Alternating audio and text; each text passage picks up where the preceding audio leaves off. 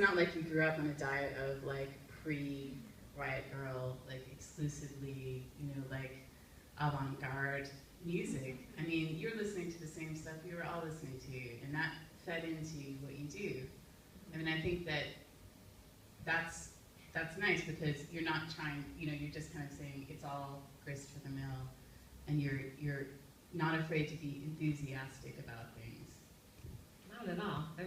I feel very much a hyper fan about a lot of things. I mean, recently I went to Grace Jones' reading. She wrote a memoir in the last couple months called "I'll Never Write My Memoirs," which is a great title. And I waited in line. People waited for hours. She was actually 2 hours late, which she can totally get away with. She's Grace Jones. And also, people, when the guy came up to announce that she was late, like people cheered as if it was a song that they knew she was going to play. I didn't realize, and that on the first page of the book, she says, "I'm always late." Oh my God, well, I would have showed up hours late if I knew that.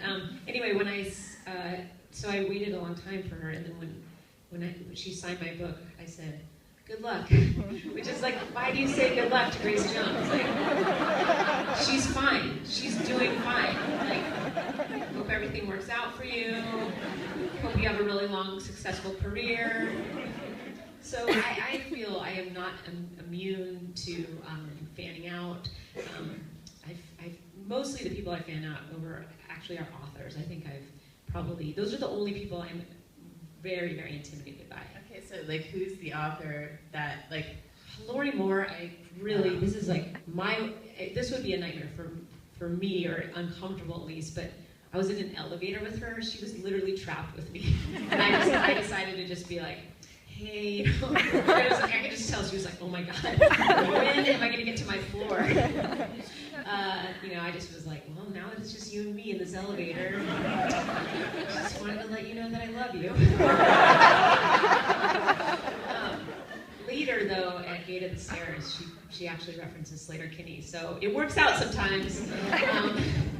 But I've always exalted writers. I feel like I meet a lot of actors like through Portlandia, and they're fine. But writers they're the most interesting people. And Glenn Danzig. I mean, I got pretty excited about reading Glenn Danzig too. I found out over him, and Misfits, Danzig. Anyway, what's Lemmy? That's the British equivalent. Just constant translation. Motorhead. Wow. So this kind of reminds me of the section in the book where you talk about fanning out. One of your earliest fanning out experiences, actually, where you auditioned for a band. I was wondering if you would be willing to read that to us and tell us a little bit about this.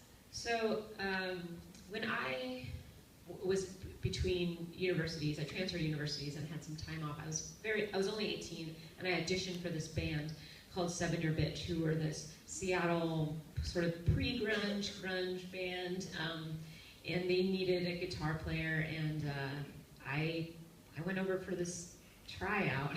I never actually got to play, because probably based on what I was wearing, which was like a giant white t-shirt.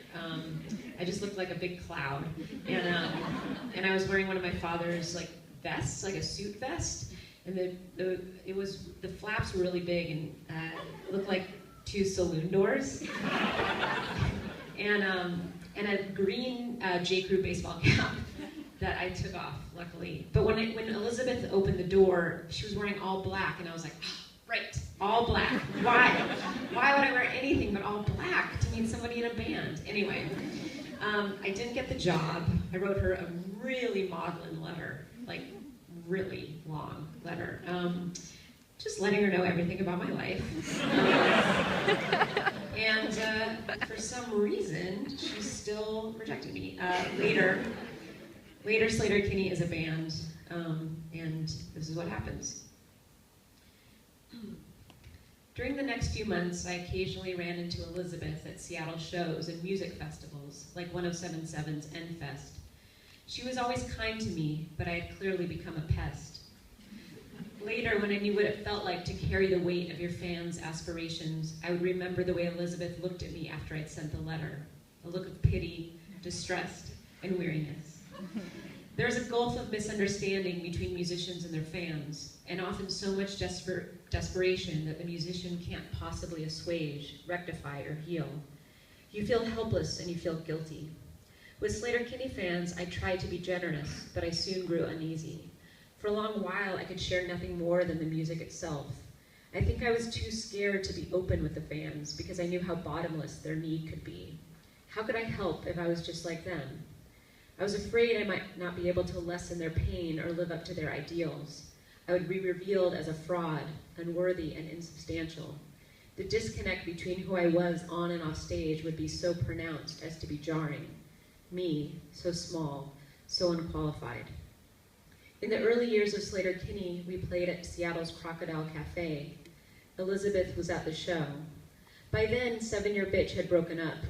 She came up to me, complimented my guitar playing, and told me she loved the band. Elizabeth didn't recognize me as the girl who had gone over to her house that day or written her an overly earnest tell-all letter.